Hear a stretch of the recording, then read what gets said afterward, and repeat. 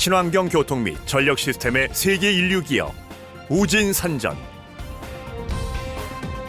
우진산전은 끊임없는 기술 혁신을 통해 철도 차량, 전기버스, 스마트 에너지 분야에서 급변하는 환경과 고객의 니즈에 대응하기 위해 기술 개발과 품질 향상을 이루어오고 있습니다. 괴산 공장을 중심으로 증평, 오창 공장, 서울 사무소, 메트로텍에서 각각의 제품을 위한 설계에서부터 부품 및 완성차 제조에 이르는 전 공정을 직접 수행하고 있으며, 이에 따른 전문 제작 노하우를 바탕으로 철도 차량 운영과 유지 보수 등의 사업 영역을 확대함으로써 시민의 안전을 위해 책임을 다하고 있습니다.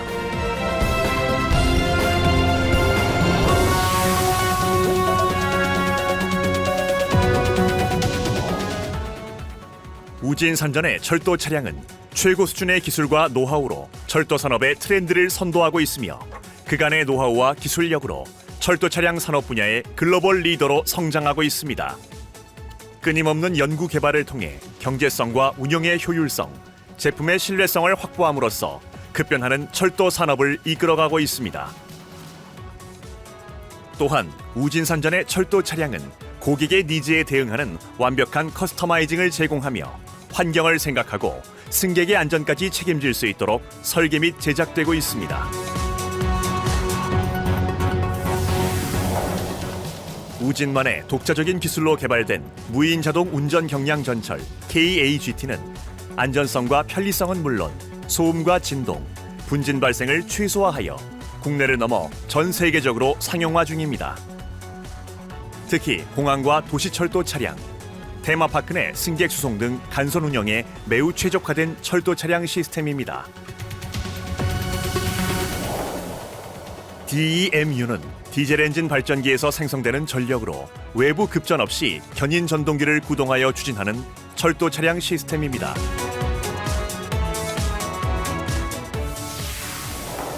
미니 트램은 소형 궤도 차량 시스템으로 무형의 궤도상에서 승객의 탑승 요청으로 특정 목적지까지 선택적 서비스를 제공하는 철도와 자동차의 최신 기술이 집약된 운송수단입니다.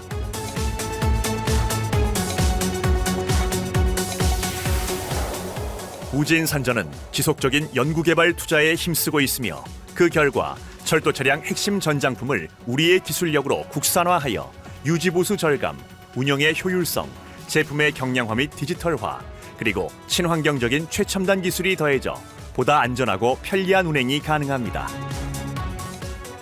또한 철도 분야 토탈 솔루션 기업으로서 전장품 이외에도 검수 설비, 시험기, 제3궤조 방식의 전차선, 플랫폼 스크린 도어와 같은 E&M 설비와 제작을 공급하고 있으며 시스템 엔지니어링까지 수행하고 있습니다.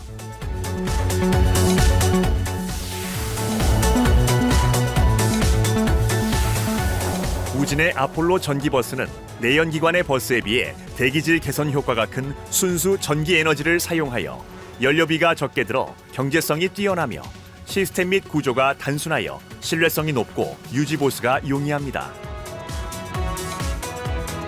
또한 원모터 시스템 적용으로 뛰어난 출력 성능과 우수한 내구성을 갖추고 있으며 인체공학적인 디자인으로 운전자와 승객의 편리함은 물론 교통약자를 위한 편의시설과 주행시 안전을 최우선으로 고려하여 제작 및 설계하였습니다.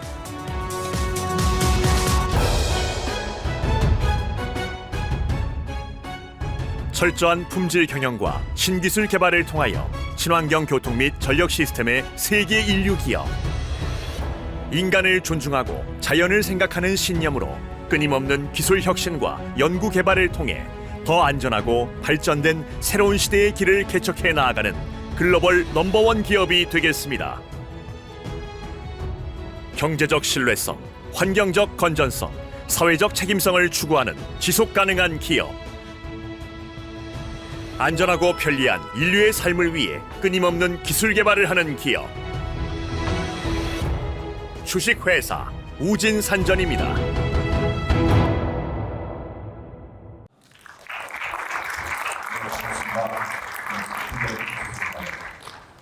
앞에서 우리 한국철도공사의 그 앞으로의 스테이터스죠. 그리고 또 비전, 그리고 앞으로 뭘 하고 계시는지에 대해서 말씀해 주셔서 너무너무 감사합니다. 제가 여러분들한테 말씀드리는 시간은 우리가 이제 제가 한 4년 동안, 만 4년 동안 국가 연구 기술 개발을 좀 수행을 했습니다. 그걸 가지고 이제 아까 누차 계속했던 반복적인 언어인 그 CBM이라는 단어를 가지고 앞으로 우리가 철도 차량의 패러다임이 어떻게 흘러가야 될지라는 생각이 들어서 말씀드리고자 합니다. 여기 그림을 잠깐 보시면 제가 해외 사례 한 4개 정도를 잠깐 보여드리는데요. 2000년도 후반부터죠. 2010년도 초반부터 해가지고 아마 유럽에서는 말씀하신 대로 상태 기반 유지 보수가 이제 시행을 시작을 했습니다. 사실 10년 전이죠 벌써. 근데 그들의 그 목표의 패러다임은 되게 우리처럼 신차가 CBM을 시작하는 단계가 아니라 기존 차가 어떻게든지 간에 유지 보수가 소위 말하면 좀 더 그 자산 관리 측면에서 좀 더 오래 쓰고 그리고 또 정비를 조금 덜 하려고 이렇게 말 표현하면 좀 아이러니한 내용인데요. 그러한 패러다임이 자기네들이 기존 차에다가 한마디로 화차죠. 화차 같은 경우 특히 그런 일인데 센싱이라든지 이런 뭐랄까 신호 같은 것들을 채취를 해서 취득을 해가지고 얘의 TBO라든지 이런 주기를 좀 더 늘려볼 생각을 하는 겁니다. 그런 일환으로서 보신 것처럼 뭐 독일이라든지 이제 나중에 보시면 일본, 특히 일본 같은 경우는 여러분들이 그렇게 도쿄에 가보면은 우리나라 2호선처럼 가운데 이렇게 순환선이죠. 산수선, 야마가토선인데 그런 엄청나게 바삐 흐르고 있는 차에다가 이렇게 손을 대가지고 인트로스라는 그런 시스템을 가지고 자기네들이 TBO의 그룹 정비 이런 것들을 하려고 노력을 한 겁니다.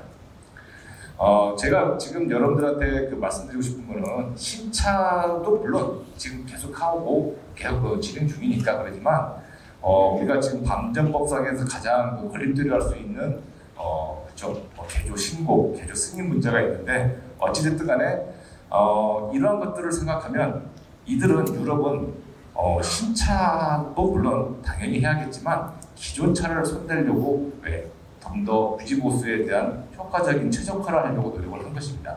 그러다 보니까 얘네들이 거짓말을 했는지 진짜인지 모르겠지만 이렇게 발표를 합니다. 정비 비용을 굉장히 감소를 시켰다라고. 그런데 이걸 들여다보면은 안에 내부적인 내용을 잠깐 들여다보면 이렇습니다.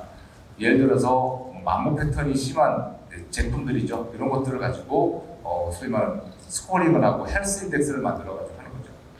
다시 말해서 무슨 말이냐면 이겁니다. CBM이라는 거를 자세히 보시면 알겠지만 쉽게 해서 인간이 우리가 아프면은 진단을 받지 않습니까? 요즘은 어떻습니까?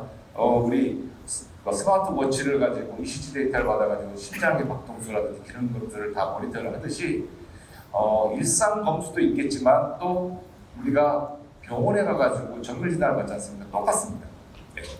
그런 것처럼 이들도 우리가 뭔가 헬스 인덱스나 헬스 인디케이터를 만들어서 건전성을 평가를 해주고 얼마나 남았는지를 계속해서 회귀, 리그레션을 취해가지고 앞으로의 수명을 평가를 하는 거죠. 자, 그렇게 되다 보면 제가 여러분들한테 오늘 말씀드리고 싶은 게 이건데 지금까지의 CBM이 만약에 이제 지금 이루어지고 있지만 기존 차에 만약에 우리가 한 3, 4년 정도, 그쵸? 3, 4년 정도의 그런 이력 관리가 충분하게 데이터를 갖고 있다면 이런 게 가능하다는 거죠. 무슨 말이냐? 예지정비라는 게 가능할 거고요. 또 하나가 아까 제가 병원 이야기를 했지만 우리가 아프면 어딜 가죠? 병원에 가서 진단서를 받죠. 그 진단서에서 우리가 딱 받는 게 뭡니까? 처방전이죠. 바로 그렇습니다. 항공 분야라든지 이런데 나사에서 이런 데서 지금 한참 뜨고 있는 것 중에 하나가 MZ 세대 때문에 자기들도 외국도 고민하고 있는 거죠. 무슨 말이냐? 자산관리 자체를 이제는 고장 원인에 따라서 처방을 아예 내려준다는 거죠. 네. 그러니까 소위 말해서 이겁니다. 아까 MZ 세대 자꾸 이야기하시는데 저희가 학생들하고 강의를 하고 애들하고 호흡을 맞추다 보면 이런 생각이 듭니다. 두꺼운 책은 고등학교 때 벌써 보지 않습니다. 다 뭡니까? EBS 교육을 받아서 거기 자기네들 학원이 나누는 그 책에다가 그냥 아이패드에다가 어떻습니까? 박스 그려서 그냥 펜으로 씁니다. 그런 식의 공부를 해온 거죠. 대학교 강의도 마찬가지예요. 우리처럼 저희 세대처럼 수학 정석 그쵸? 뭐 이런 걸 갖고 막 열심히 공부하고 책을 보면서 그 지식을 써머리하면서 그런 시대가 아니라 컨텐츠 문화가 됐다는 거죠. 거기에 필요한 것만 다 뽑아오는 거죠. 근데 그게 굉장히 온고이 지속적으로 만약에 자기가 오랫동안 보는 거를 별로 안 좋아합니다. 그래서 그 시간도 굉장히 인터벌도 중요한데 어찌됐든 간에 제가 말씀드리고 싶은 거는 첫 번째가 이겁니다. 이전에 우리가 CBM과 프로젝트 메인터넌스 예지 유지 보수를 떠나서 이제는 PDM이라고 제가 말을 하는데 디지털 처방에 관련 정비 개념으로 바뀔 것이다. 그걸 바뀌고 있습니다. 지금 벌써. 그런데 어찌 보면 지금 현재 여러분들이 하고 있는 그러한 것들에 조금 변화만 하면 되는 거죠. 그런데 중요한 건 디지털 개념이 필요하다는 거겠죠. 자, 그러다 보면 이렇습니다. 과연 예지정비랑 디지털 처방이랑 뭐가 틀리냐 이겁니다. 우리가 디지털이라고 하니까 보통 사람들 생각할 때 어떻게 생각하냐면 종이가 전자문서로 바뀌는 거야 라고 생각하는데 뭐 뒤에 나중에 오후에 또 발표도 있는 내용이겠지 하겠지만 우리가 알고 있는 거는 이겁니다. 아날로그 데이터를 디지털화한다는 게 디지타이제이션이고 디지털라이제이션이라는 건 이 업무 프로세서 자체가 디지털화되는 거고요. 그 바로 세 번째가 바로 뭐예요? 아예 비즈니스 모델까지 완전히 정책을 갖다가 넘겨주는 게 여러분들이 알고 있는 그쵸? DX, 디지털 트랜스포메이션이라는 단어를 쓰게 됩니다. 그러면 우리 입장에서 이런 단어가 중요한 게 아니라 정비원의 눈높이에 맞춰서 딱 생각을 해보면 이게 무슨 말이냐? 차가 기지에 들어오는 순간에 내가 먼저 메뉴를 찾면서 이거의 고장 코드, TCMS 코드를 찾아보는 게 아니라 우선순위를 던져주는 거죠. 정비를. 뭐를 봐야 될지, 그 회로도에 뭐를 봐야 될지 알려주는 거예요. 이게 앞으로의 우리가 살아야 될 세상이라고 저는 생각을 하는 거다 아닙니다. 그래서 일례로 잠깐 보시면 저희가 이번에 그 과제 해가지고 만든 건데요. 잠깐만 클릭 한번 해주시겠습니까? 네. 저희가 만든 그 GS 인증, 즉 구스 소프트웨어 인증을 받은 플랫폼입니다. 이번 연구 과제에서 만든 건데요. 보실 거겠지만 주요 장치 모니터링이라 해가지고 6개 장치에 대해서 필요 시간에 따라서 차상과 지상에서 데이터를 센싱하고 또 TCMS 데이터를 하이브리드를 합니다. 그러니까 TCMS 데이터도 중요하고요. 센싱한 데이터도 중요하죠. 이거 두 개를 버무려서 우리가 여러 가지 알고리즘이 있지만 그런 알고리즘들을 이용해서 필요한 피처를 익스트랙션을 합니다. 그리고 난 다음에 이들에 대해서 각 장치별로 만들고 지금 여기 나오시는 게 저희 또 과제의 특징 중에 하나가 BOM 인양인데요. 차량이 만드는 제작사가 BOM과 우리가 가지고 있는 기지 BOM이 틀립니다.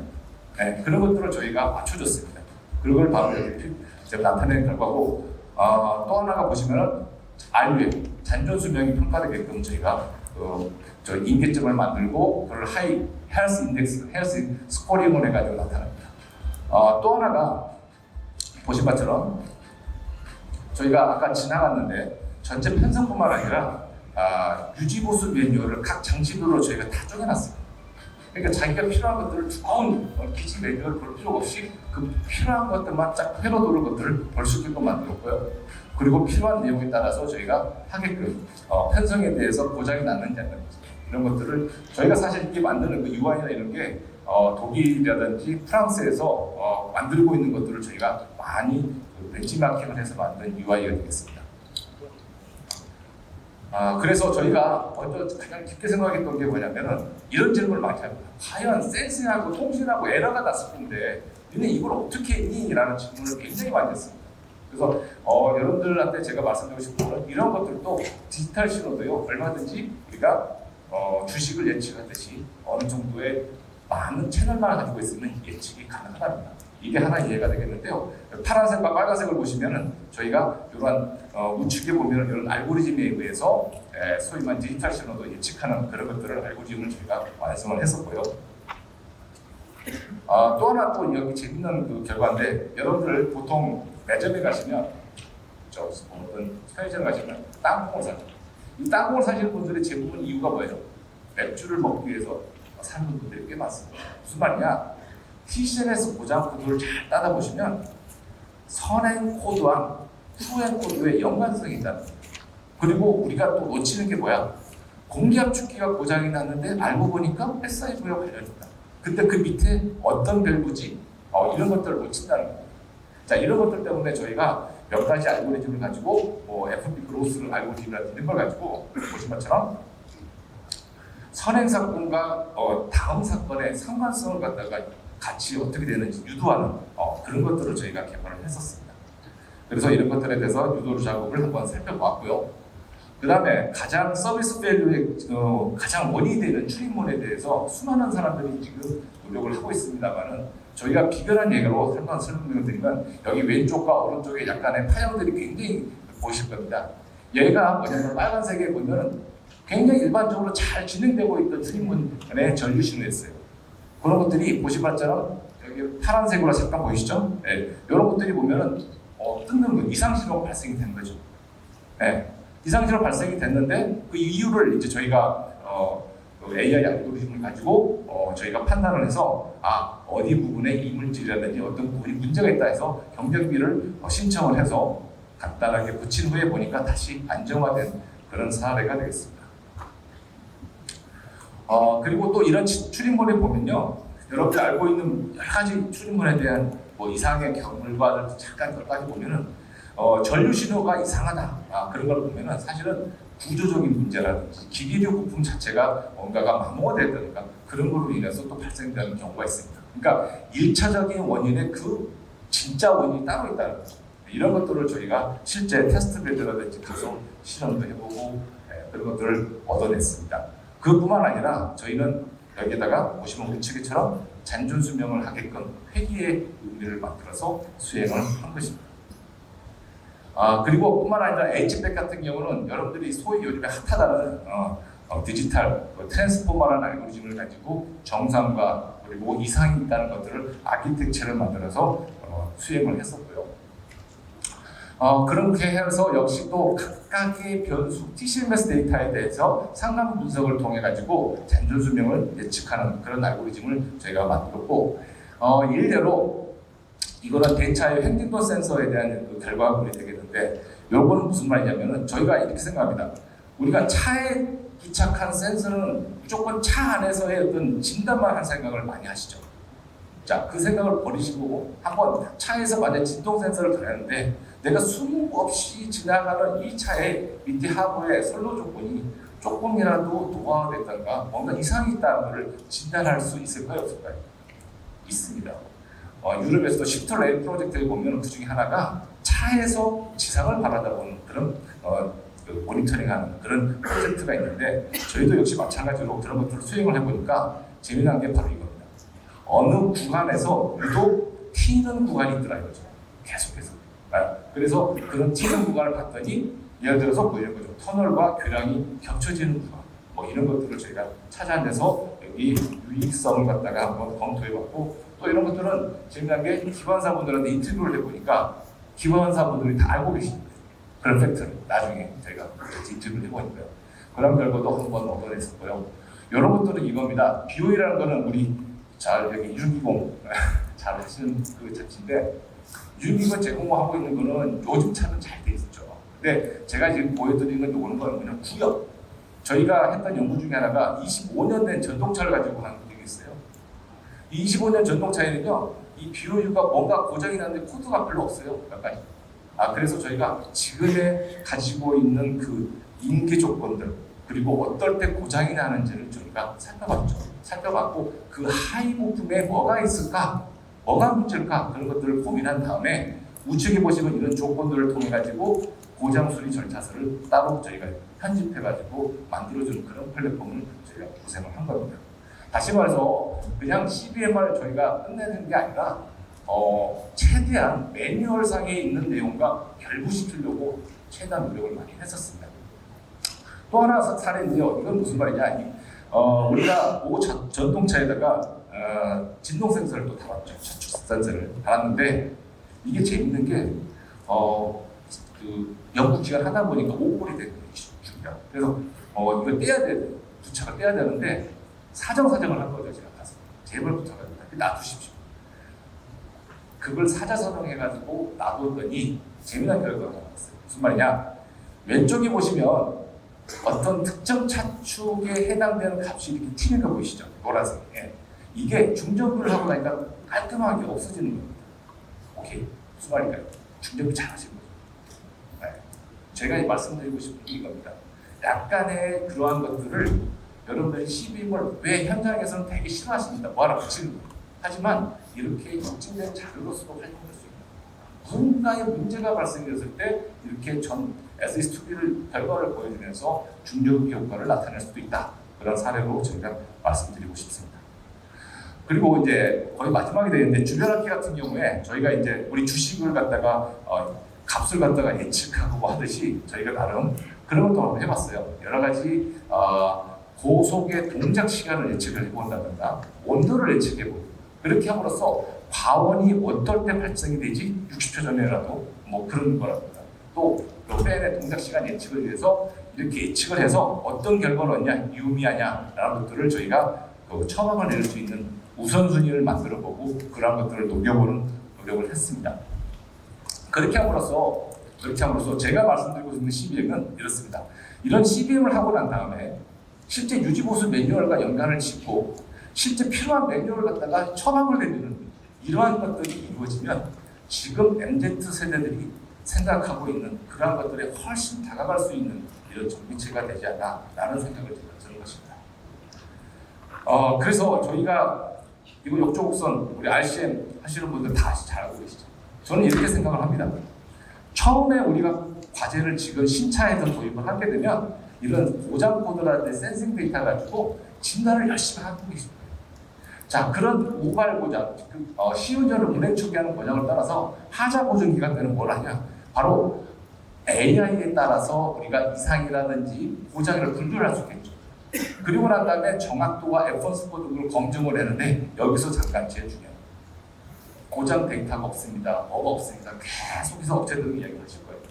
그런데 그것보다 더 중요한 게 뭐냐면 상대 변수를 예측하면 되는 겁니다. 그거에 얼마나 잘 맞는지 봐야죠. 그리고 제일 중요한 건 업데이트를 해야죠.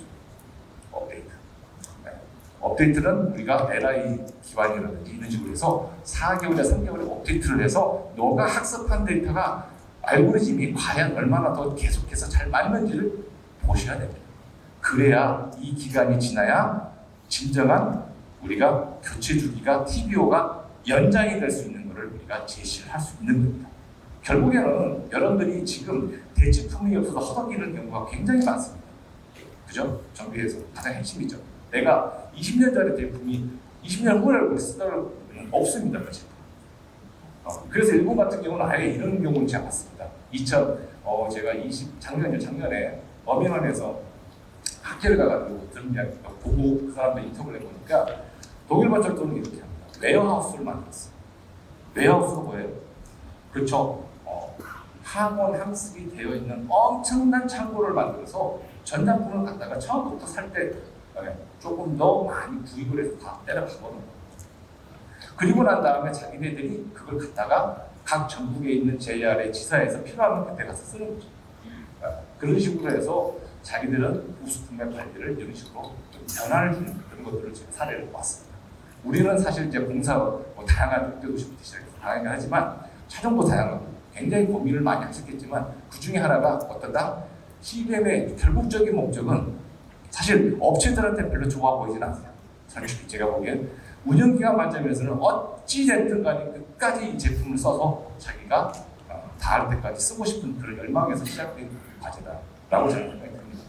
그래서 여기 이제 마지막으로 제가 하나 드리고 싶은 거는 이제 이런 것들에 대한 플랫폼과 함께 요거는 이제 여러분들의 정비 온도를 조금 더 특히 MZ 세대들한테 한 이야기인데 바로 모바일 가지고 할 수 있는 저희가 앱을 또 개발한 겁니다.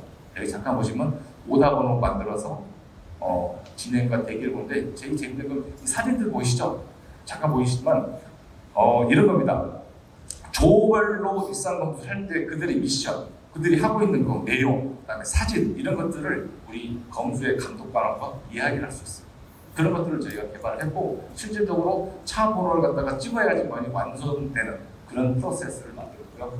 그리고 또 하나가 이력 조회뿐만 아니라 매뉴얼들을 갖다가 LI에 해야 될 일, 그쵸? GI에 해야 될 일, 그런 것들을 다 구분해가지고 매뉴얼을 다 쪼개놨습니다. 그래서 이런 것들에 대한 오답 안내뿐만 아니라 이 원본복이라고 하면은 이제 만약에 이루어진다고 하면 저희가 그쵸 ERP랑 이루어지면은 더 좋겠죠. 라는 바람으로써 확장자까지 저희 관리할 수 있도록 만들었고 더 재밌는 거는 이러한 편성이 모듈화되어 있다는 거죠. 필요 없으면 빼시면 돼요. 나중에 1년 후에. 그래서 그렇게 만들었습니다. 그리고 가장 여러분들이 이제 요즘에 어디 가서 제가 발표할 때마다 핫한 게 바로 증강현실 컨텐츠죠. 훈련 매뉴얼을 이렇게 저희가 보신 것처럼 증강현실 매뉴얼로 만들었습니다. 보시면 오른쪽이 2차원 도면이고요. 왼쪽이 바로 실제 형상, 3차원 형상입니다. 2차원의 그 복잡한 비효율의 선도가 바로 3차원에 보시면 어떻게 공기가 흐르는지 같이 동시적으로 흘러갈 수 있도록 저희가 상관성을 만들어서 쉽게 우리 학생들한테 강의를 해서 많은 효과를 좀 보고 있습니다. 제가 무슨 말이지만 작년에 제가 이거 가지고 강의를 했더니 강의평가 점수가 무려 5점이나 상승이 됐어요. 그만큼 초심자애들이 그만큼 좋아합니다. 어르신들은 물론 이거 귀찮아가지고 뭐 이렇게 태그라도 주는 게 좀 귀찮게 하지만 그런 것들도 저희가 또 따로 이번에 예부로 매뉴얼을 만들었습니다.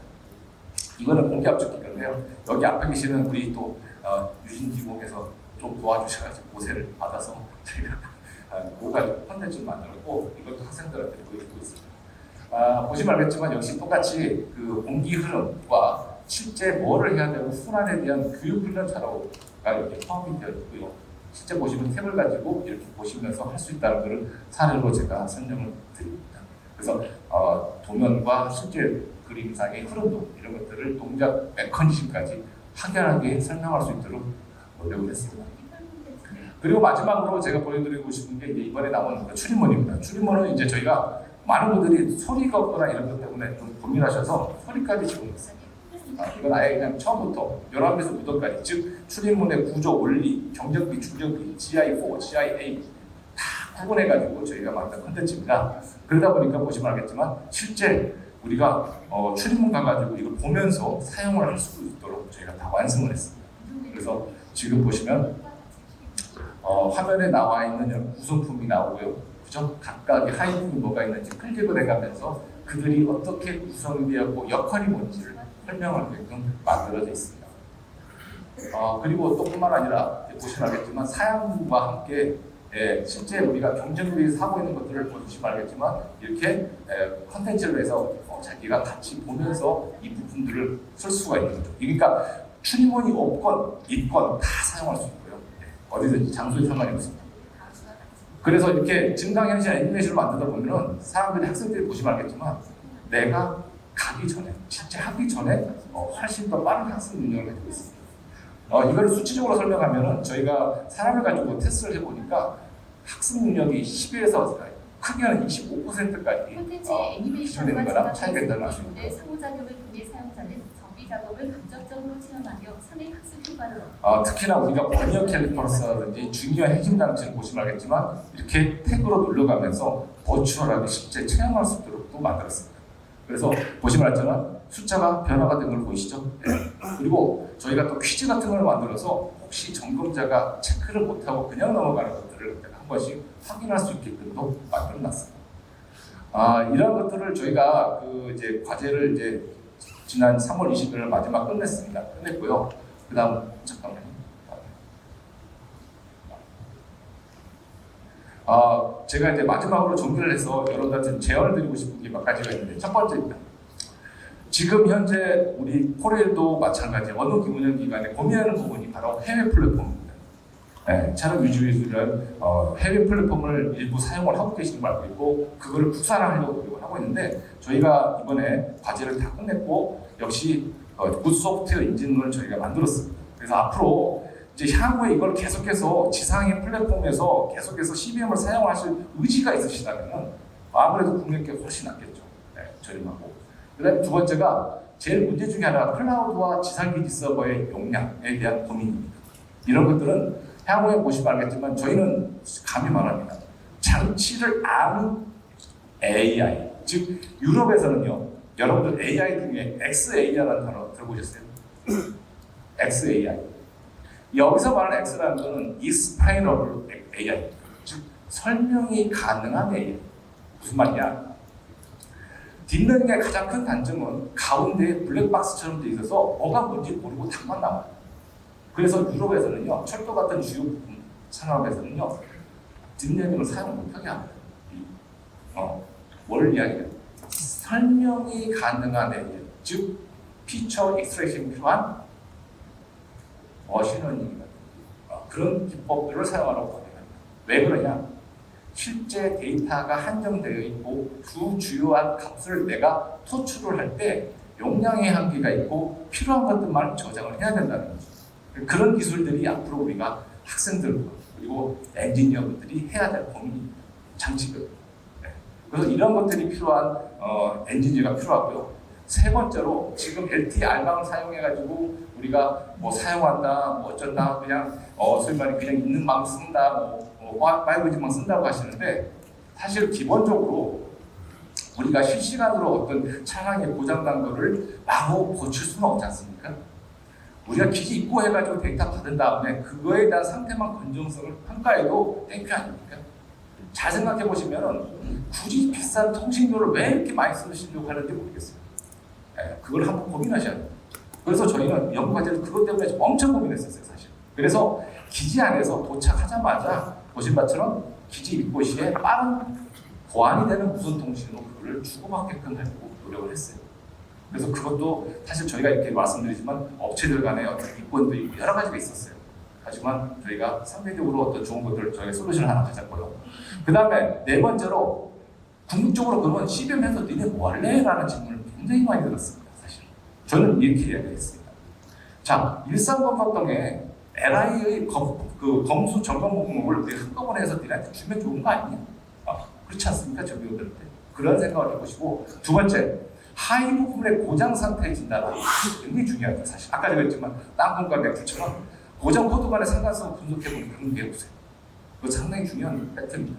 그리고 또 하나가 TBO 연장. 이게 결국에는 그 구성품의 주기를 연장해가지고 그룹 주기를 만들어서 전기를 횟수를 줄이는 거죠. 그죠? 네. 그게 연장이 가능하다. 그래서 이런 것들을 위에서는 그 기지 플랫폼에다가 제가 방금 전에 말씀드렸처럼 디지털 처방 정비라는 개념을 녹여야 된다. 그런 것들이 개발이 돼서 여러분들을 바로 기지에 심어줘야지 MZ 그리고 어르신들의 노하우가 서로가 맞아진다라는 생각을 하게 된 겁니다. 끝으로 해서 분기별로 앞으로 이제 이런 것들을 계속해서 사용을 하실 건데 업데이트가 중요하다. 그거를 위해서는 엔지니어분들도 이러한 것들에 대해서 알고리즘을 몰라도 됩니다. 여러분들 잘 아시겠지만 AI는요 그냥 갖다 있는 거 그냥 쓰시면 돼요. 중요한 건 뭐예요? 바로 앞 단계, 피처 단계, 특징을 어떻게 선택해서 수출하냐가 굉장히 중요합니다. 그게 핵심이고요. 그 전처리 단계, 이런 것들이 다 핵심입니다. AI 알고리즘 쓰는 건 문제가 아닙니다. 저기 4년 전만 해도 저도 몰라가지고 헤매다가 정말 헤맸습니다. 직원에 들어가가지고 엄청나게 제 공부를 스스로 독학을 하면서 느끼는 것 중에 하나가 뭐냐, 여러분들 알고 있는 XAI, 아까 단어를 말씀드렸지만 그런 설명이 가능한 AI를 공부를 하셔서 엔지니어가 되시는 게, 그리고 정비용이 되시고 눈높이에 맞는 걸 찾으시는 게 훨씬 앞으로의 세대를 위해서 그리고 지금 현재 일하시는 분들에서 필요한 기술이라고 생각이 듭니다. 이상 발표를 마치겠습니다. 감사합니다. 혹시 강의님께 질문 있으신 분? 네, 여기 질문 마이크 좀 전달 좀. 예, 안녕하세요. 저는 서울교통국세에서 근무하는 엄상석 부장입니다.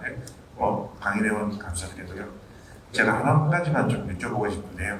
아까 전에 말씀하신 그 CBM 관련해서 지금 모든 것을 하다 보면 센싱 데이터를 많이 수집을 해야 되고 그 수집한 데이터 가지고 분명히 분석 시스템에서 분석할 건데, 제가 궁금한 점은 이제 모든 장치들에 대해서 분명히 모든 센서들이 하나의 컨트롤러라고 해가지고 제어 장치 쪽으로 다 수집이 되어서 그게 이제 전송이 될 건데, 지금 현재 제가 좀 궁금해한 거는 그 수집 장치인 그 일명 그 컨트롤 유니트, 이 부분에 대한 그 해외 사례에서 그런 부분들을 상대기만 하는 경향이 있는지, 그게 어떤 식으로 접근을 해야 되고 있는지에 대한 부분을 좀 설명 가능하시면 좀 부탁드리겠습니다.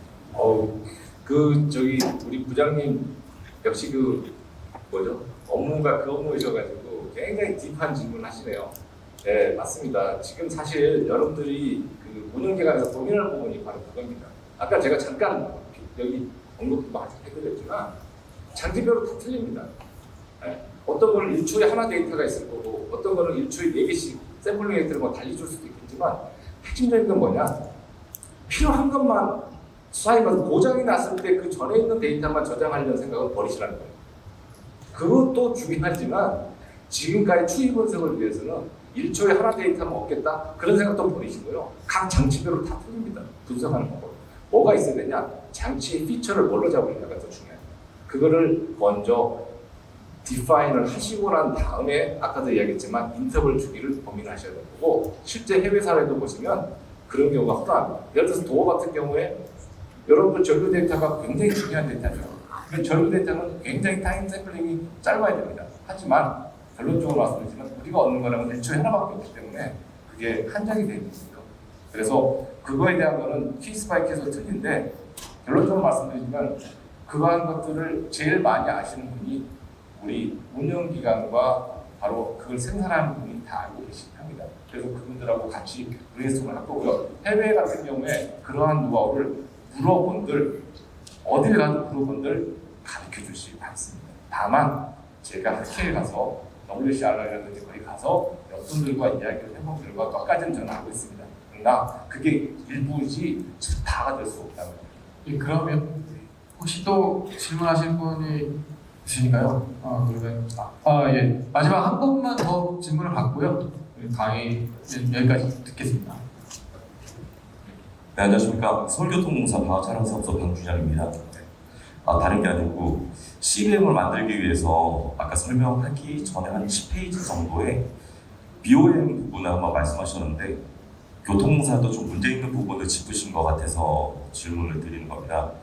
제작사 측에서 제공받은 BOM과 코레일에 있었던 BOM이 달라서 그것을 연구 용역을 하시면서 수정을 했다고 말씀하시는데, 왜 다른지에 대한 원인 파악은 혹시 하셨는지, 아니면 계약상에 계속 수정이 되어 가면서 BOM이 수정이 되어서 그렇다, 그러면 제작사 측에서 제대로 된 BOM을 제공받지 못했다, 이래서 다른 건지 그 원인에 대해서 좀 여쭤보고 싶습니다.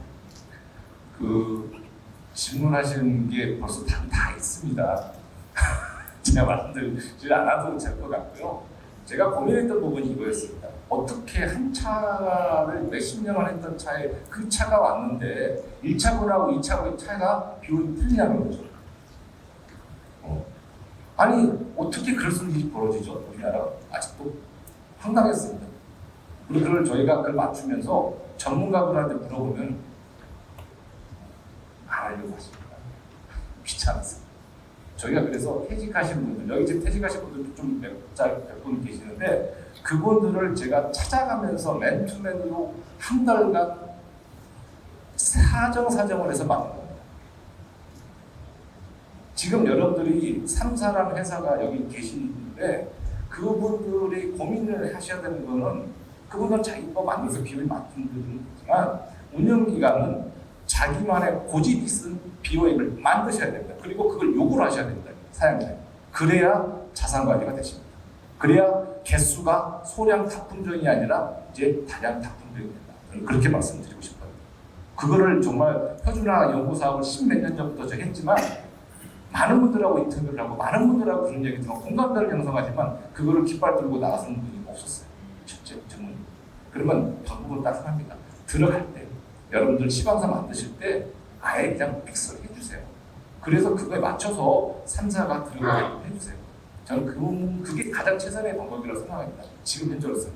그리고 있는 거를 만들 수 있는 거는요, 정보 공시를 잘 해주셔야죠. 정보 공시 잘 해주셔가지고 많은 그 소량의 다품종에서 힘들어하는 이 산업계 이걸 좀 들어주시고, 제가 오죽이나 답답하고 이런 걸 합니다. 왜 맥가이버가 운영기관이 이렇게 많습니까? 제발 내과액을 산출하지 마시고요. 빨리 그냥 모듈화해서 빨리 구입을 해주세요. 그래야 산업계가 산다고 저는 생각이 듭니다. 네. 아무튼 제가 동문서 답했습니다. 제가 충분하게. 왜냐하면 그 안에 답이 있다고 저는 생각이 들기 때문에 왔습니다.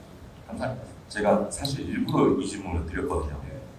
차량 제작사도 지금 와 있어서 그리고 저희 서울교통공사 계획처장님도 계시고 이 부분에 대해서는 인지를 안 하게 되면 현장에 있는 계약 담당자들이 힘들어집니다.